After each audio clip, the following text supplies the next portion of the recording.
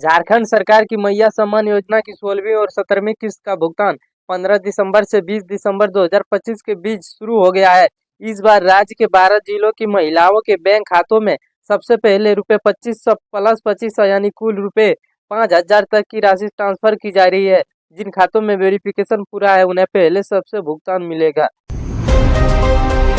Birsa green village योजना के अंतर्गत अब झारखंड सरकार 2 लाख एकड़ बंजर भूमि को उपजाऊ बनाने और फलदार पौधे लगाने का बड़ा मिशन शुरू कर रही है। इस योजना से लगभग 5 लाख परिवारों को हर साल लगभग 50,000 तक की आय मिलने की उम्मीद है और पर्यावरण भी सुधरेगा।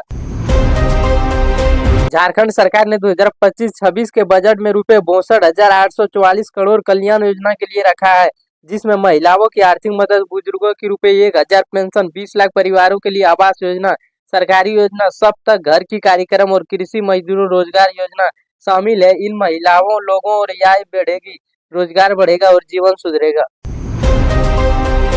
राज्य में 61.50 लाख लोगों को स्वास्थ्य बीमा का कवरेज देने के लिए वित्त वर्ष 2025-26 में इस योजना का विस्तार किया गया है। इसके लिए 175 करोड़ की मंजूरी दी गई है ताकि परिवार को अस्पताल के खर्चों से बचाया जा सके। झारखंड कैबिनेट ने इस योजना के तहत सहयोग राशि को रुपए 2 लाख तक बढ़ाने और वित्तीय लक्ष्य को उन्नत करने की मंजूरी दी है। यह योजना घर बिना लाभार्थियों को पक्का आवास सुनिश्चित करने का केंद्रित है। मुख्यमंत्री अबुआ स्वास्थ्य नई मुख्यमंत्री अबुआ स्वास्थ्य सुरक्षा योजना के तहत झारखंड में जनता को प्रति परिवार को 1.5 लाख तक का स्वास्थ्य बीमा कवरेज, जिसमें कि गंभीर बीमारियों का समय से सामान्यतः इलाज भी शामिल है। राज्य बजट 2025-26 में मुख्यमंत्री मैया सम्मान योजना के लिए सबसे बड़ी राशि 13,363 करोड़ रुपए और मुफ्त बिजली योजना के लिए 5,500 करोड़ आवंटित किए गए हैं। योजना की स्थिति को दर्शाता है। झारखंड हाईकोर्ट ने रांची रिम्स कैंप से अतिक्रमण हटाने का आदेश दिया है।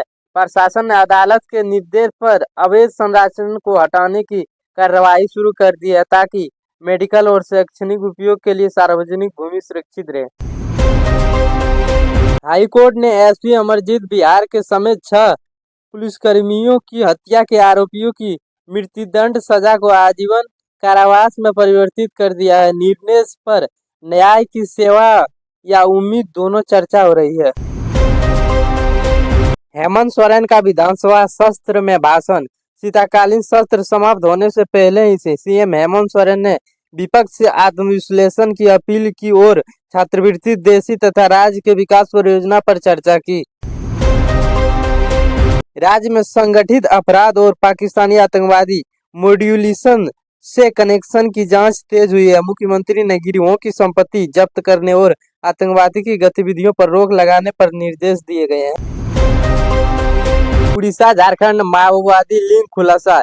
एनआईए के विस्फोटक लूट मामले में 11 आरोपी माओवादी के खिलाफ आरोप पत्र दाखिल किया है। यह मामला माओवादी की संगठित साजिश से जुड़ा हुआ बताया गया है। पश्चिमी सिंहभूम पुलिस ने आरोप लगाया है कि 27 बच्चों को बेहतर शिक्षा के बहाने देकर नेपाल भेजने की कोशिश की गई। जांच जारी है। रिम्स भूमि अतिक्रमण केस। हाईकोर्ट ने कहा है कि रिम्स की 10 एकड़ भूमि पर अतिक्रमण हटाने पर रोक नहीं दी जाएगी। यह याचिका खारिज कर दी गई है। जेपीएससी नियुक्ति निर्देश। हाईकोर्ट ने राज्य के 8 सिविल सर्विस अभ्यर्थियों को बिना देरी नियुक्ति देने का सख्त निर्देश दिया है। आईएमडी के अनुसार रांची सहित कई जिलों में न्यूनतम तापमान गिरते हुए लोगों को ठंड का सामना करना पड़ सकता है। सीएम हेमंत सोरेन का नारा। विधानसभा में हेमंत सोरेन ने कहा है कि झारखंड को कोई न डरा सकता है और न कोई झुका सकता है। राजनीतिक माहौल पर जोर दिया गया है। धार्मिक घटना में हत्या। दुमका में एक घर में पत्नी और 2 बच्चों की हत्या और पति का फंदे पर शव मिलने से इलाके में सनसनी फैल गई है। गिरिडीह में लूट मामला। गिरिडीह में सुबह के समय डॉक्टर के घर लूट की घटना में लाखों के जेवरात चोरी होने का मामला प्रकाश में आया है। झारखंड में मतदाताओं की सूची मैपिंग में 65% कार्य पूरा हुआ है।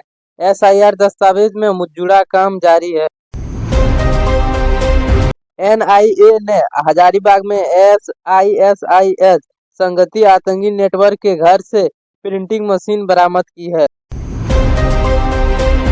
झारखंड में आलिम और फाजिल डिग्री रखने वालों को सरकारी नौकरी में मान्यता मिलने के फैसले से छात्र में उत्साह है। मंत्री विधायक के बीच कमीशन विवाद, विधानसभा में हंगामा का कारण जयराम महतो अकेले ने पूरा विधानसभा को दहाड़ा है।